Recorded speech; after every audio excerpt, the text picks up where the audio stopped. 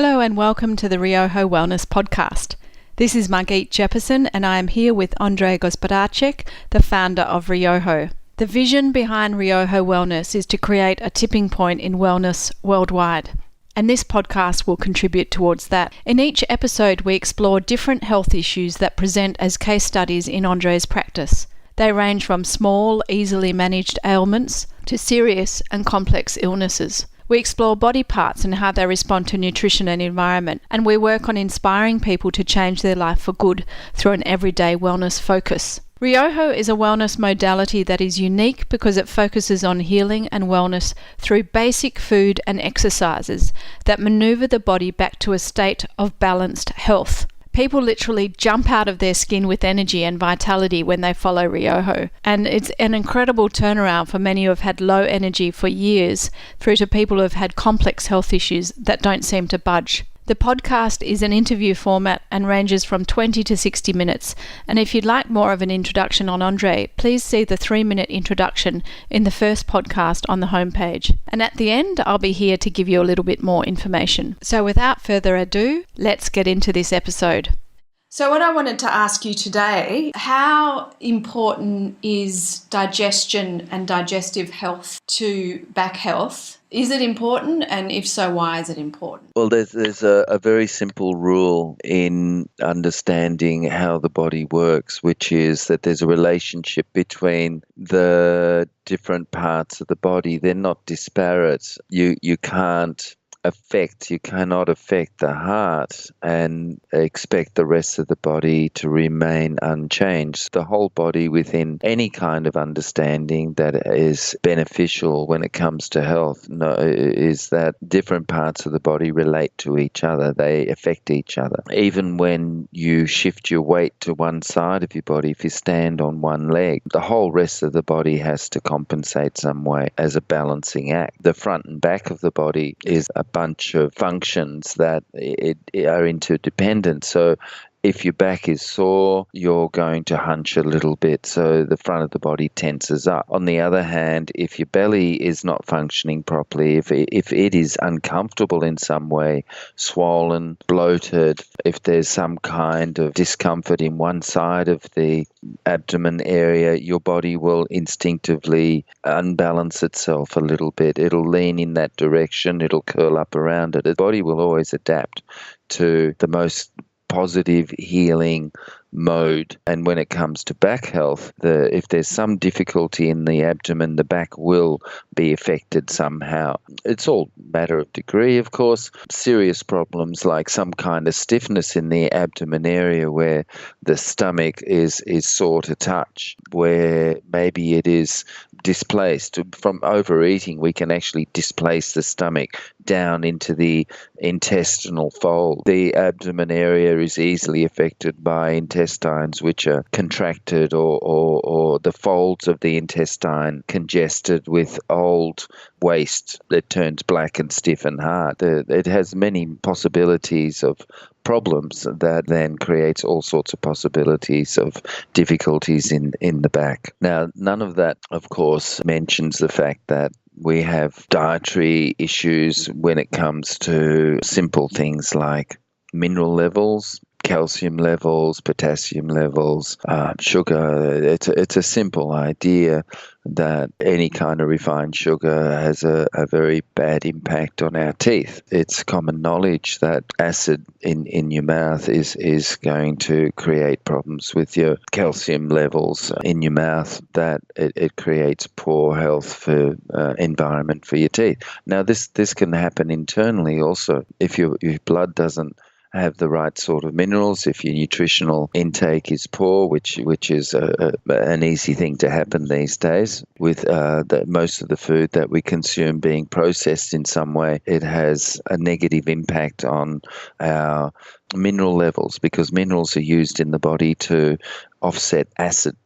And once your basic health is threatened, once your survival is compromised, when the acid levels get so high that you have maybe headaches or poor respiration or infection in the lungs or some kind of acid buildup in you, where it's creating difficulties in your basic functions, then your body will pull on its deeper reserves and draw upon iron, and calcium is not good for your basic bone health, but it'll stop you from dying, or getting really, really sick in the meantime. And the expectation is that you will build up your calcium levels later on and your iron levels later on, but that sometimes doesn't happen, or quite frequently doesn't happen, because we keep on eating foods that are unsuitable. Medications can have very similar effect, where dry mouth syndrome is a common occurrence now,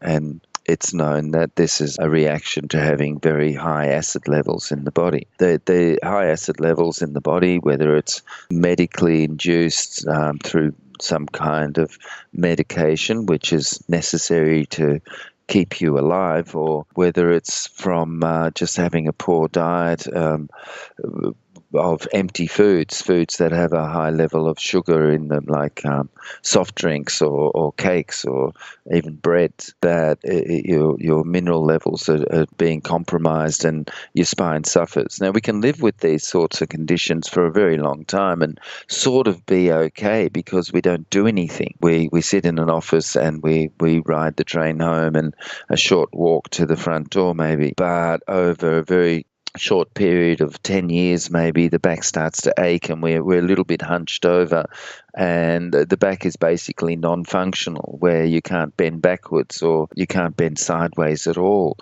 but you can still get to work and kind of function there.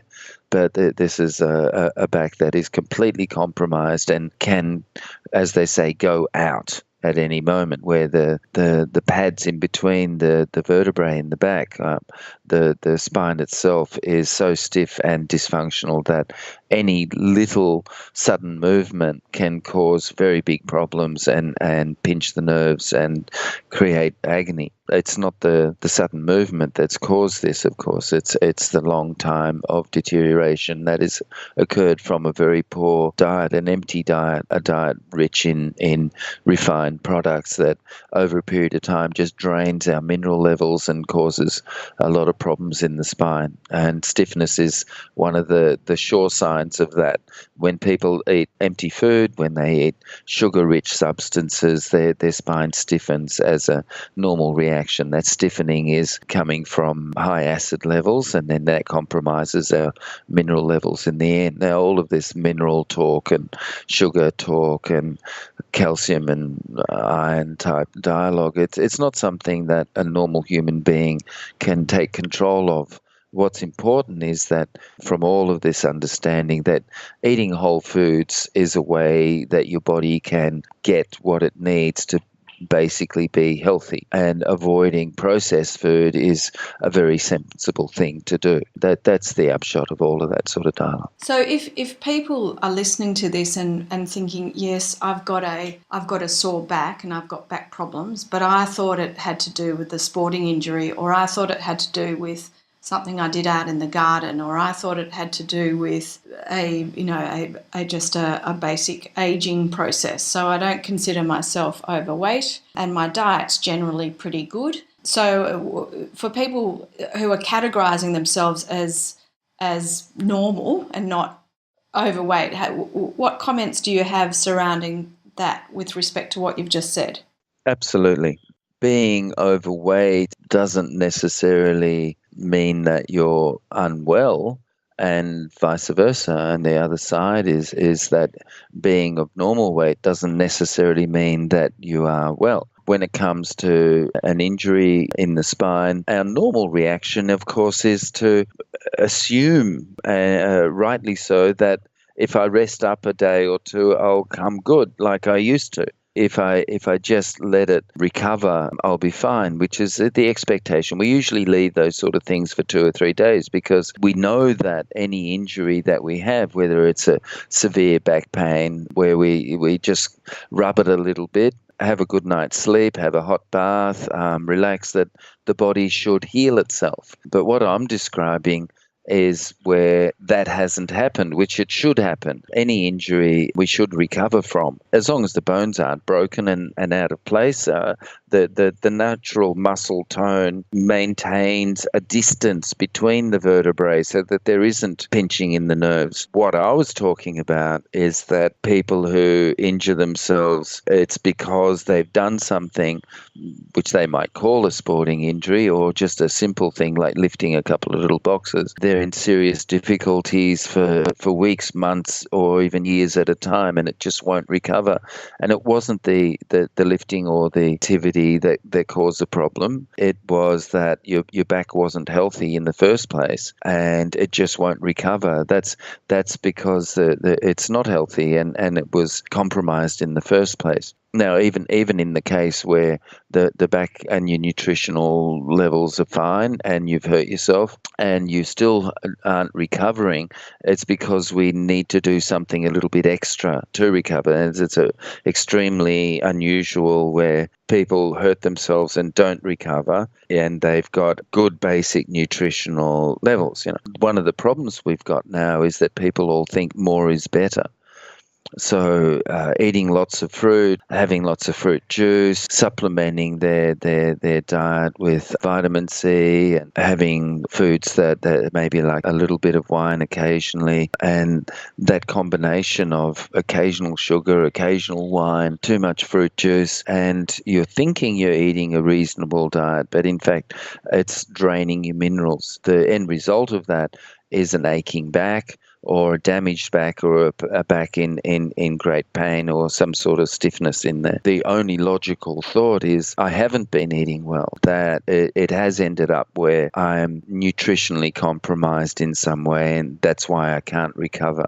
If your blood is good, if your basic structural integrity, like it's not, the bones aren't cracked or broken, then you should be able to recover. Your body is designed to recover. It's got a genetic map that insists that your blood will come in there and rebuild it the way it needs to be for optimum functioning. The only reason that won't occur is if the blood is compromised, that the nutritional levels are compromised, that the acid levels are so high in your system that any extra minerals you've got or any functioning levels of nutrition that you've got are used to keep your body functioning normally. In other words, to keep your normal byproducts of living continuing, in other words, respiration and basic waste elimination. The body is very clever. It'll wait until you've got a chance. So it'll store fat on the surface of the skin. It'll store fat around the internal organs. It'll build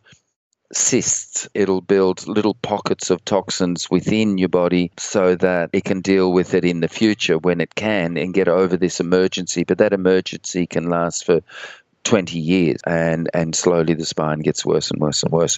The spine's the last thing that the body will deal with. The first thing it always deals with is respiration and the heart. The back is very passive in its support for the body.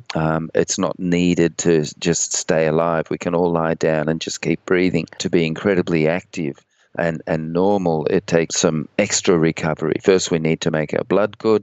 Then we need to heal some of the other parts of the body first. In other words, get the toxins out of the lungs, out of the intestines. Then eventually, with the extra minerals that we've got and the right kind of targeted physical therapies, then eventually the spine gets targeted and healed. Yeah, that's really interesting. And so people who are listening to this and thinking, well, I've got a neck ache, or I've got a shoulder ache, or I've got hip ache, or my glutes hurt, or pain that's in and around the back but not necessarily defined in their own minds as back pain.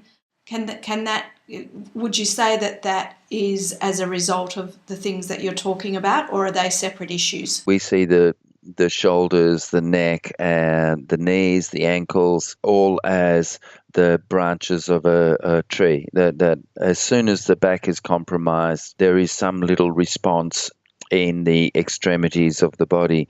Like I was saying earlier, shift your weight to one leg, take the weight off one hip and put your weight on the other side. The whole rest of the body has to respond.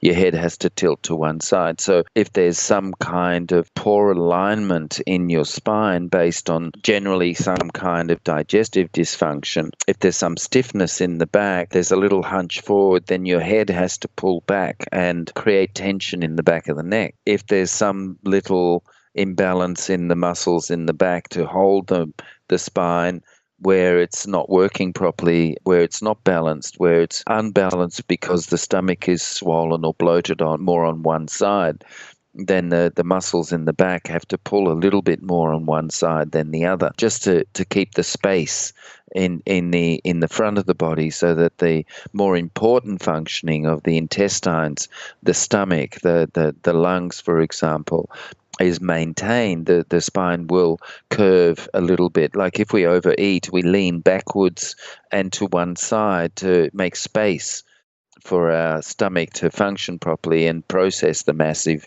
amount of food that we've consumed. It's very difficult to stand up straight after eating a lot. Lying down is much more comfortable. It allows the spine to curve.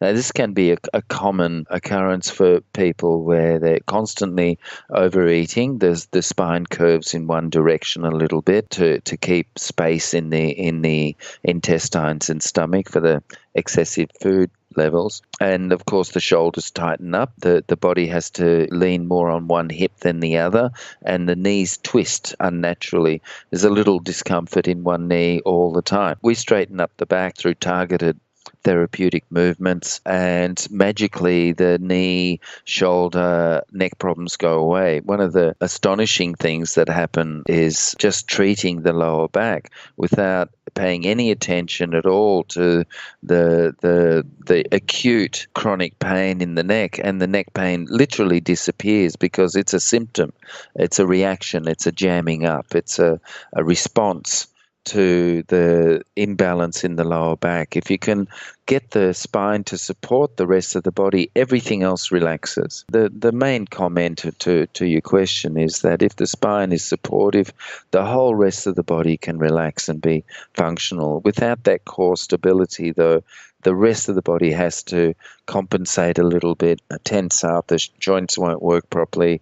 It's an essential first to have a straight, stable spine is a sign of basic health. Any discomfort usually in the extremities is based on the body compensating for that imbalance. It's usually a tension, it's usually some kind of stress, it's usually quite obviously a muscle gripping and a symptom. The cause is what's important to find, and in the big picture that cause will be generally in the spine, where it's unbalanced and dysfunctional in some way. Get that functioning back in the spine. Hips, knees, shoulders, necks almost magically recover, like within 10 minutes sometimes, but the plan is always a program of weeks or months. That's a very profound and different take on back health. And yeah, I look forward to a lot more information on that. Well, there certainly is a lot more information available. Yeah. Yeah. How do we do it? How do we do it? That's the simple thing and the wonderful thing and the magical thing. Because once your health is compromised, we're all very glib. We're all very glib about our health, because it's expected. Our health is kind of expected. We take it for granted, as we should, because it's something that comes naturally. It's very little to do with us in our thinking. What's important is how we interrelate with each other, and we're shocked and horrified when our health disappears because it's supposed to be just there. And that's what we're saying, is that if you eat well, if you do the normal natural things, as the sun goes down, it gets dark, you go to sleep, get good long sleeps, going to bed early, and the sun comes up and you get up. It's just that we're living unnatural lifestyles and so we end up with unnatural, unhealthy bodies. So yeah, the natural thing is expecting your body to be well and not uncomfortable in any way, and easily, if it's damaged easily recovering from any kind of normal problem. Of course, it's not designed to break and have recover from broken bones. Fascinating, absolutely fascinating. And I'm sure people with back health issues have now got a totally new perspective and insight on what might be going on for them. Any listeners who would like to learn more about Andre's work or Ryoho can connect and follow on Instagram and LinkedIn using the address of Ryoho Wellness. We spell Ryoho Ryoho and then add wellness on the end, obviously. Episode notes will be loaded up and available at ryohowellness.com, which is the master website. And just a few more things before you take off. Number 1, do you have a health issue or question you would like explored in one of our podcasts? Please submit it to us at the website where there is a contact page, ryohowellness.com website. Number 2, would you enjoy being notified by very short email every time we do something on Ryoho Wellness? This includes notification of our up-and-coming wellness podcasts and other things towards our tipping point. If you want to receive that, go to ryohowellness.com and drop in your email address and you'll get the very next one. And we hope you really enjoy it. Thanks everyone for listening, and thank you, Andre, for another fantastic episode. See you next time.